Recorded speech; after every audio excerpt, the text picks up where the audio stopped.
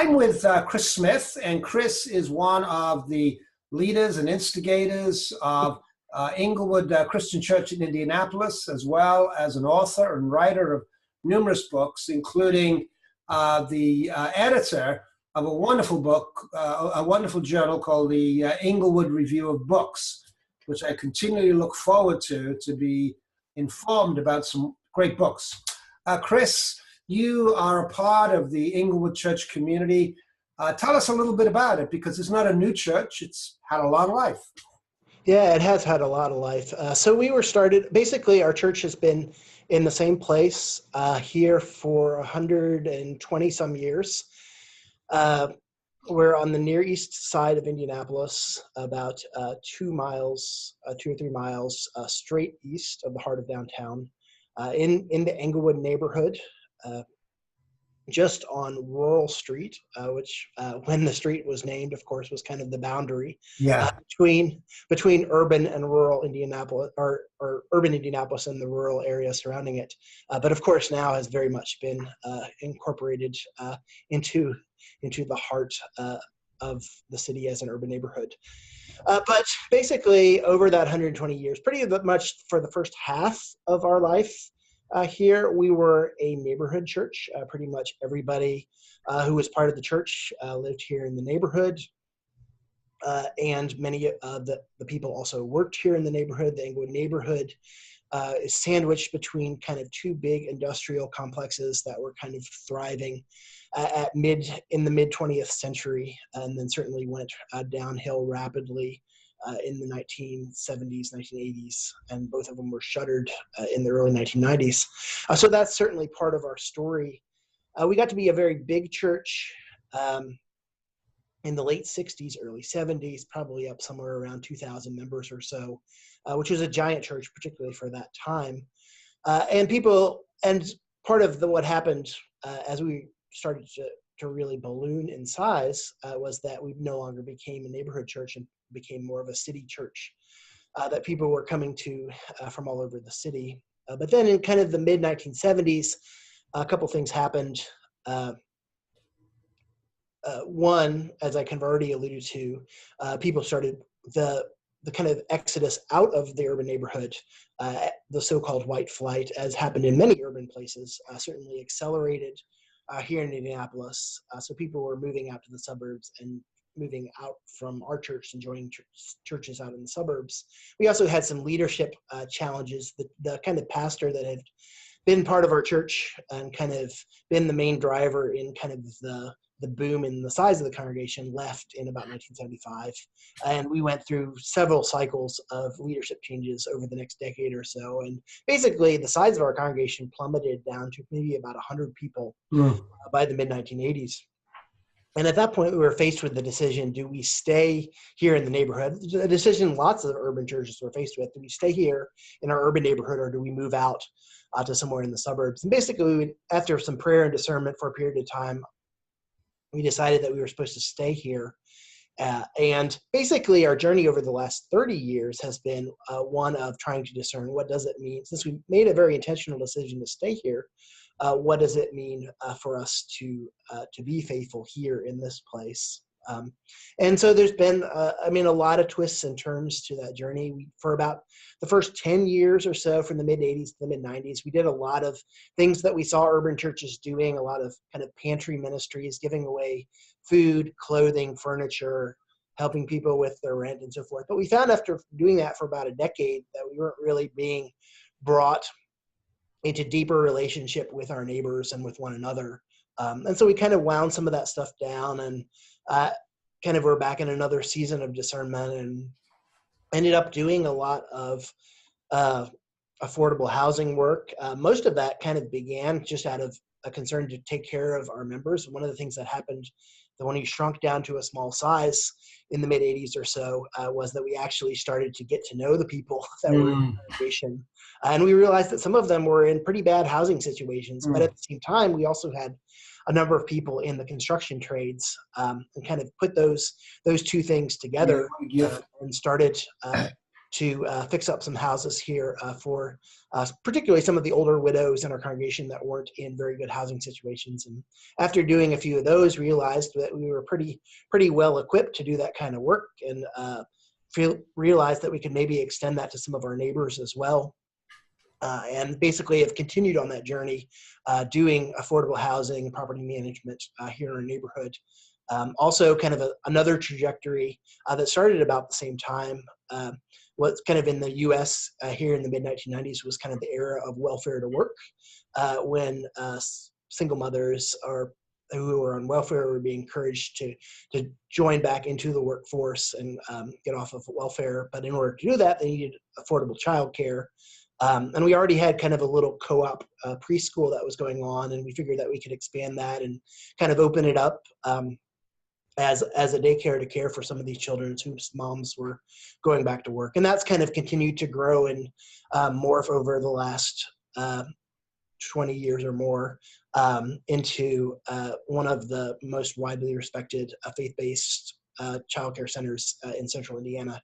Here. Now we have over 200 children over the course of a week that are involved, and probably 40 or 50 people who are employed in the care of those children.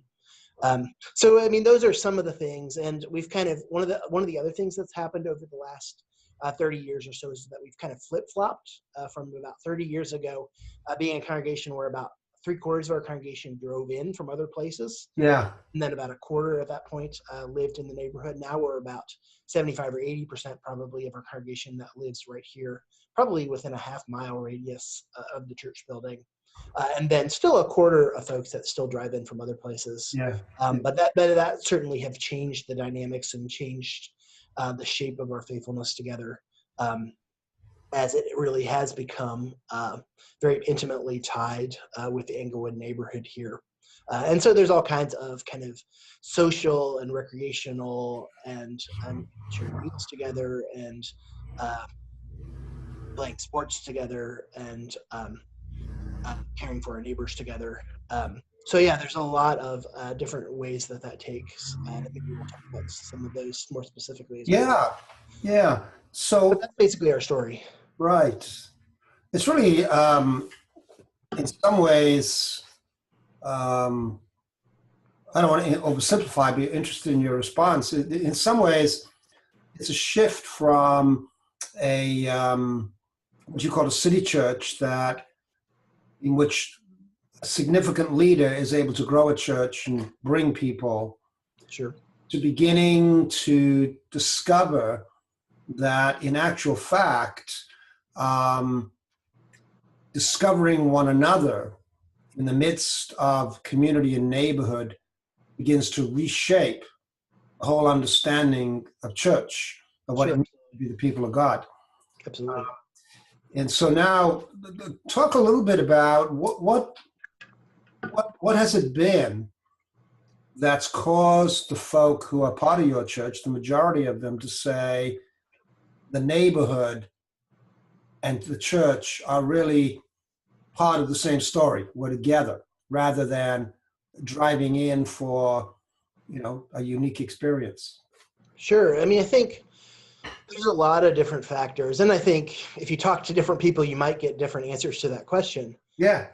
But I mean, I think a few of the factors, I mean, certainly is the history that we have in this place, this kind of commitment to this place as part of our identity, even though that's the shape of that identity looks very much different now. It's the place that is the one of the most significant threads that binds us with history.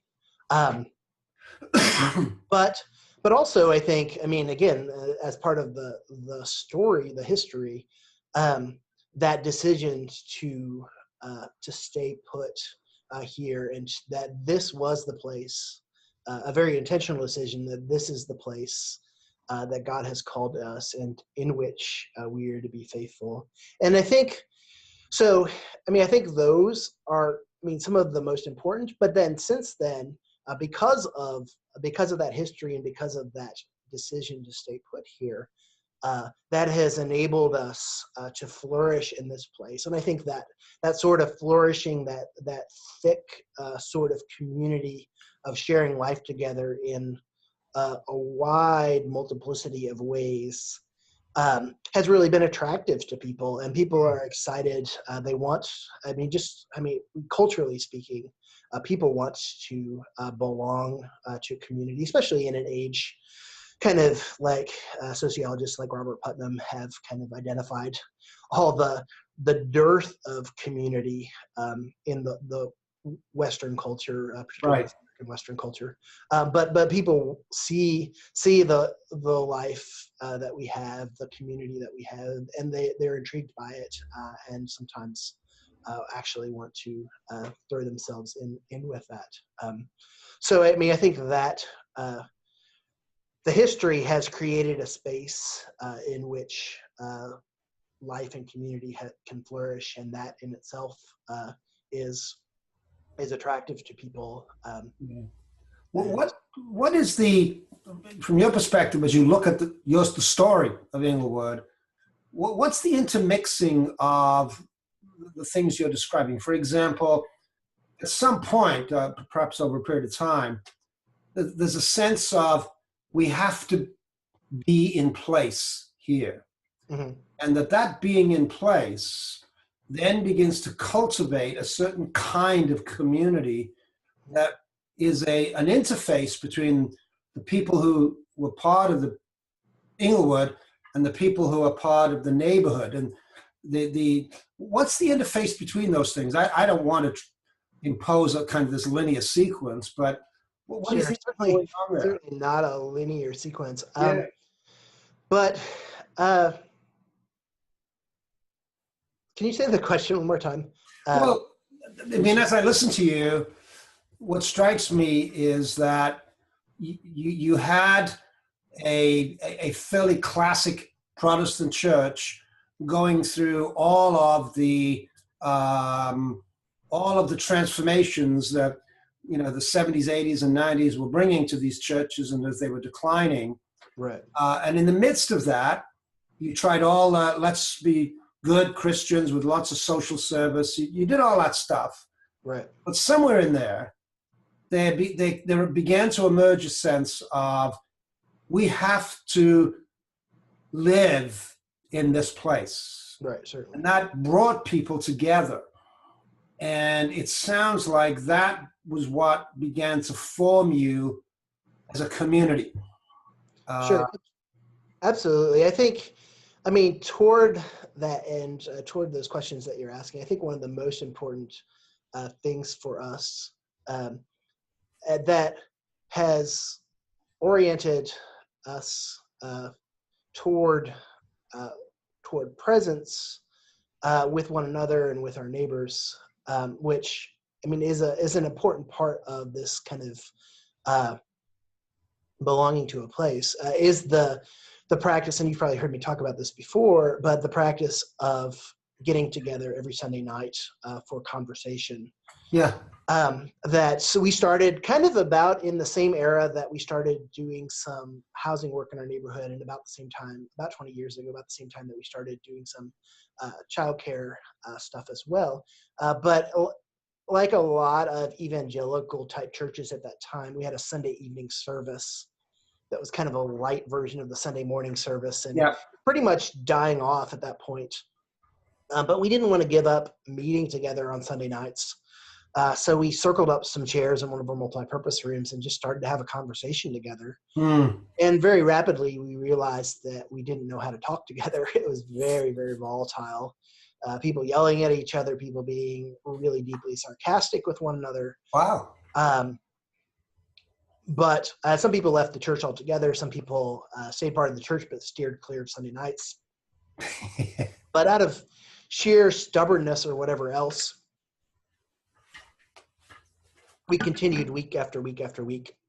And we actually, eventually, after more than a decade or so or whatever, we gradually started to recover some of those arts and graces of learning to talk to one another and learning to be present to one another. And for me, there's a deep connection between learning to talk together and learning to be present to one another. I think conversation, as I use it anyway, is about a lot more than just simply the words that we exchange, but our full presence with one another, all the language that happens in our body language and expressions, and the things that we leave unsaid as well, certainly. But that learning to talk and to be present to one another in conversation, I think, certainly has been an important part of the ways that we learn to be present with our neighbors. And just as we were learning in conversation with one another, that we couldn't fix one another. We couldn't force one another to agree upon this conviction or that conviction, whatever. That similarly, I think that shaped the ways in which we engaged our neighbors. We weren't here to be the savior of the neighborhood, to fix people or to fix institutions in our neighborhood, but simply be present, to listen, to learn, to maybe speak a word here and there that would be timely and perhaps in some instances prophetic, but mostly to be present and to really see our identity as a church tied up with the shape and identity of this place. And again, that was a journey that didn't happen. It does sound like a journey. Yeah. And we're still on that journey. We don't. We're still learning what it means to be faithful here, and to be faithful in ways that, I think that there's still probably some vestiges of that. If we're completely honest, some vestiges of that mentality of we're going to fix this place. Hopefully we're a little less authoritarian about that. Right. But I think we're still kind of learning that, and what does it mean to really discern what it means for this place to flourish in a way that is owned by the place as a whole, not just kind of us kind of coming in, kind of a colonialist sort of mentality of this is how things need to be. And we're very much still on that journey, still learning a lot, but we've certainly been prepared for this journey by learning to talk to one another and to be present to one another, and to learn what it means to be a healthy community together. I think just the praxis of us learning to be with one another has certainly formed the shape of the way that we engage our neighbors, hopefully in Christ-like ways.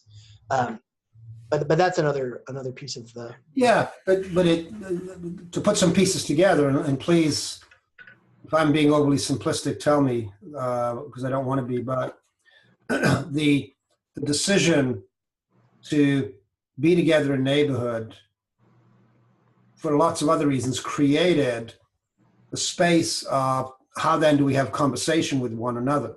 Mm-hmm. And that, if I hear you right, that wasn't a weekend course.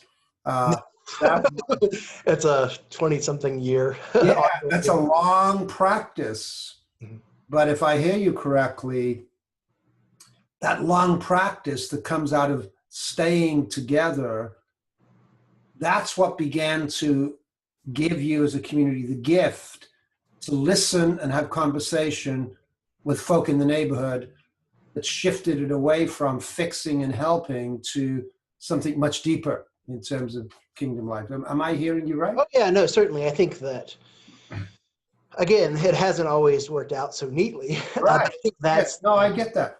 I think that's the basic vision. And you used language in kind of your email, kind of describing what your you're thinking and reflecting on in the journal, and use the language of God's agency. And I think that's important for us.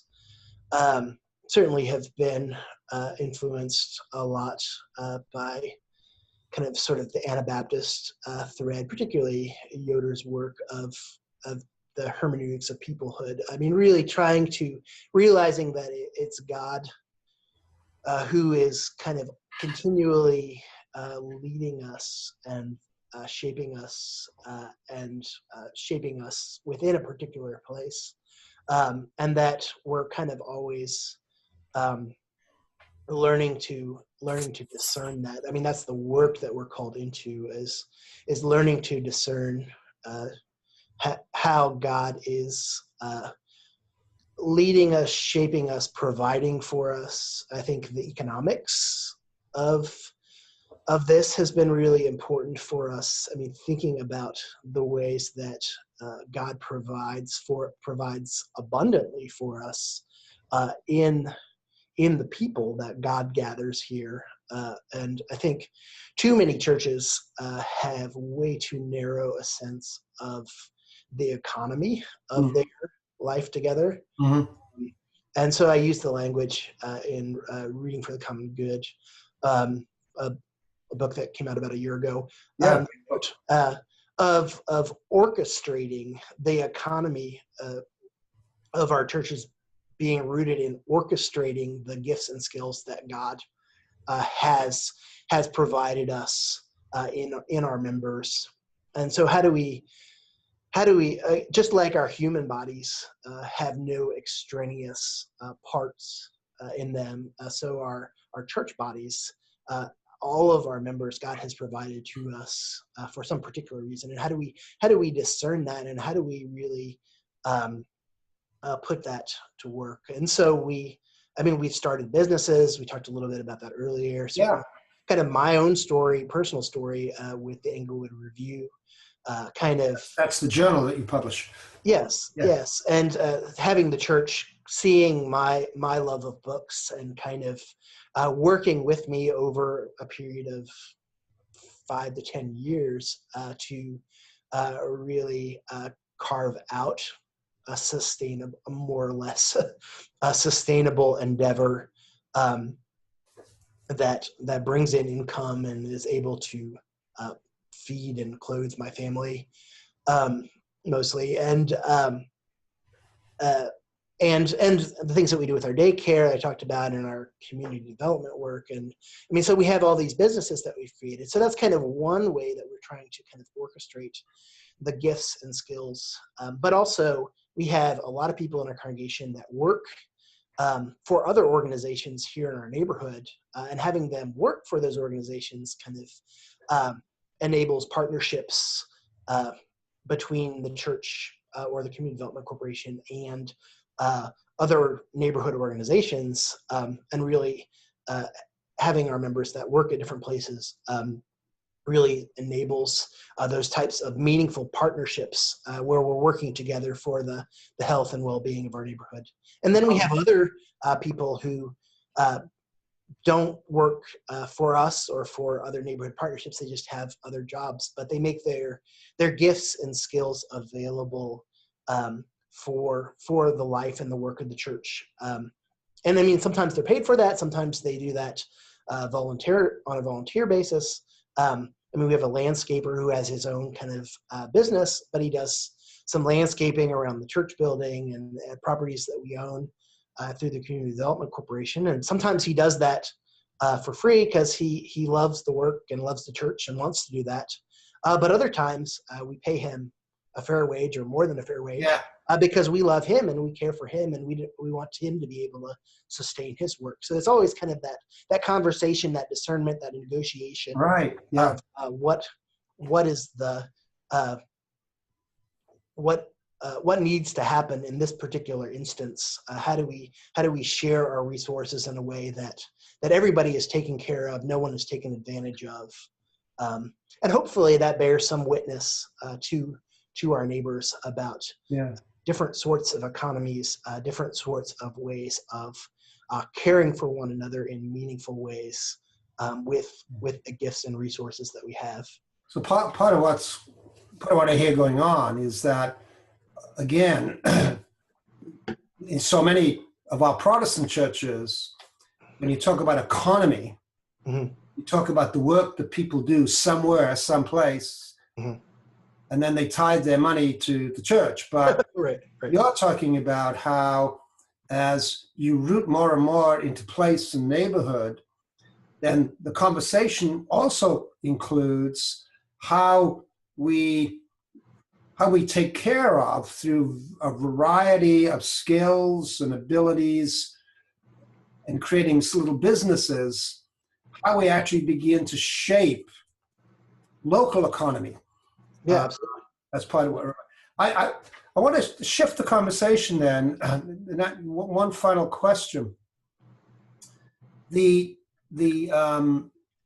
wonder what your reflections are on those who look at what you're up to and others are up to, being rooted in the local and in place, and they say, that's all great, but most of us can't afford to do that.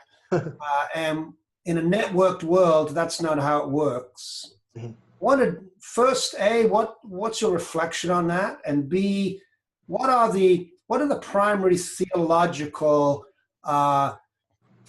pieces that shape the understanding of what you're up to at Englewood? Sure. I think I could maybe answer both of those together. Yeah, that'd be great. Or I'll take a shot at it at least. Probably the theologian that I've learned the most from over the last decade is Willie Jennings, black theologian that was at Duke for a long time and now is at Yale. Divinity School. But he basically kind of one of the central themes in his kind of masterpiece work, I guess you would say, The Christian Imagination, Yep. is an exploration of the nature of displacement and all the wreckage that has come through the modern project of displacement and the ways that displacement not only kind of the displacement of kind of native peoples in Africa and the Americas through the colonial project, but also the displacement of the colonialists who didn't value their places enough to stay rooted in them and felt kind of compelled to move to the New World or to Africa in some cases, and that, I mean, he describes basically how the kind of Western theological imagination during the modern age has kind of floated above landscapes and peoples and creatures, and basically his. I mean, maybe this is a little too oversimplified, but basically he says we can't solve the problem of race until we solve the problem of place, and we can't solve a lot of the economic sorts of injustices that we face without really learning to be rooted in a place. And furthermore, I spent a lot of time this summer. Jennings just has released earlier this year a commentary on the Book of Acts, which is absolutely fabulous. But kind of at the heart of this commentary, at the heart of his reading of the story of Acts, is kind of the story of Peter and Cornelius, which kind of goes back to your kind of questions about the agency of God, and really have a way forward. And this is a particularly timely word, I think, is that he says, kind of in the story of Peter and Cornelius, you come kind of face to face with the tension kind of between tradition and transformation. Basically Jennings argues that we need both of those. I mean, we need tradition. It's tradition by which any sort of meaning, any sort of language, any sort of the social imaginary. I hate to use Taylor's words for it. I don't know if Jennings would use that, but that's kind of my interpolation there. But we need to be attentive to the tradition that we've inherited, just as Peter, kind of in the Cornelius story, is almost to a fault a Jew and very much attentive to the Judaic tradition. But in the house of Cornelius, he's faced with this tension that God is calling him to step out of that tradition for the sake of the larger transformation that God is doing, and to reimagine and reinterpret that tradition in a way that is consistent with God's transforming work. And I think that, and again, that's a process of discernment. And then, of course, kind of in Acts 11, Peter is tasked with not only, and so we have the story of the house of Cornelius in chapter 10, but in chapter 11, he kind of has to go back to the Jewish Christians and kind of articulate to them kind of this discernment that he's made in this new reality that God desires that the Gentiles be part of God's people, and so that we're kind of, I think what it is profound to me in Jennings' work is that we're kind of always in this situation of trying to understand and discern again God's agency, discern God's presence with us, and the ways in which that we continue to adhere to the tradition that we've received, continue to be faithful to that tradition, but also realizing the ways in which our traditions over time come to be embodied with our brokenness, with our finiteness, just as kind of a lot of the Western tradition and the Christian theological tradition has come to take on a lot of the sort of colonial baggage and so forth, and racial and economic class type baggage. But how do we move forward? Again, always within kind of particular places, particular people. How do we make those discernments about how God is calling us to step into God's transformation, but at the same time still adhere to the tradition that we've inherited? And so at Englewood, I mean, a lot of this, this is fairly new language for us, but it's something that we've been practicing for a while of how do we honor some of the older people in our congregation that have been here for 60, 70, 80 years. And maybe they don't understand kind of what God is calling us into in this neighborhood, but how do we maintain the relationship with them? How do we honor them and keep them as valuable members of our community, not just kind of run out ahead of them and drive them off by kind of doing all this new and innovative stuff? But at the same time, how do we not allow them to kind of continue to be the primary drivers and the kind of the nostalgia often to be the main driver of the shape of our life together? How do we step into God's continuing transformation, but how do we do it in a way that honors the people and the traditions that we've inherited? So while Jennings provides some kind of new language for that, it's a journey that's familiar for us. The journey we've been on for the last 20 or 30 years.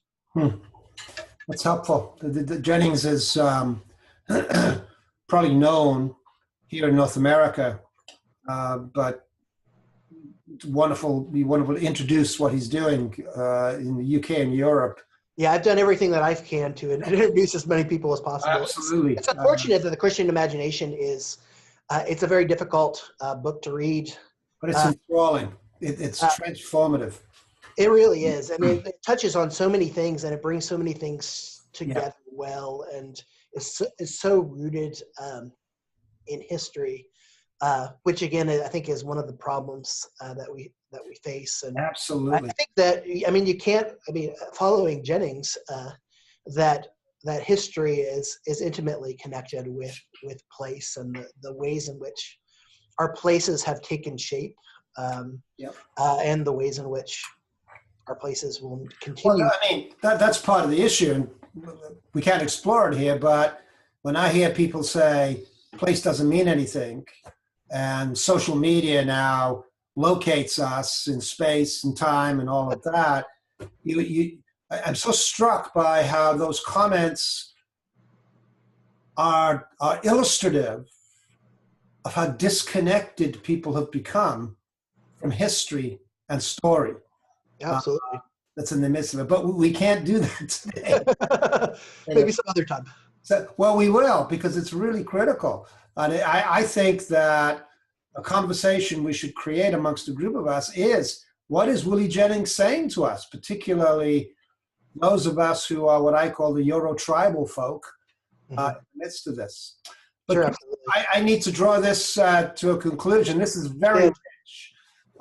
You don't have a sense of how I'd love to keep this conversation going right now. Likewise, but I understand. But we'll keep it going. So, Chris, thank you so much. Oh, my pleasure. Absolutely. Really Thank you for the invitation to. And keep up the good work with the Englewood Review of Books. And I'd recommend everybody to find it and sign on to it.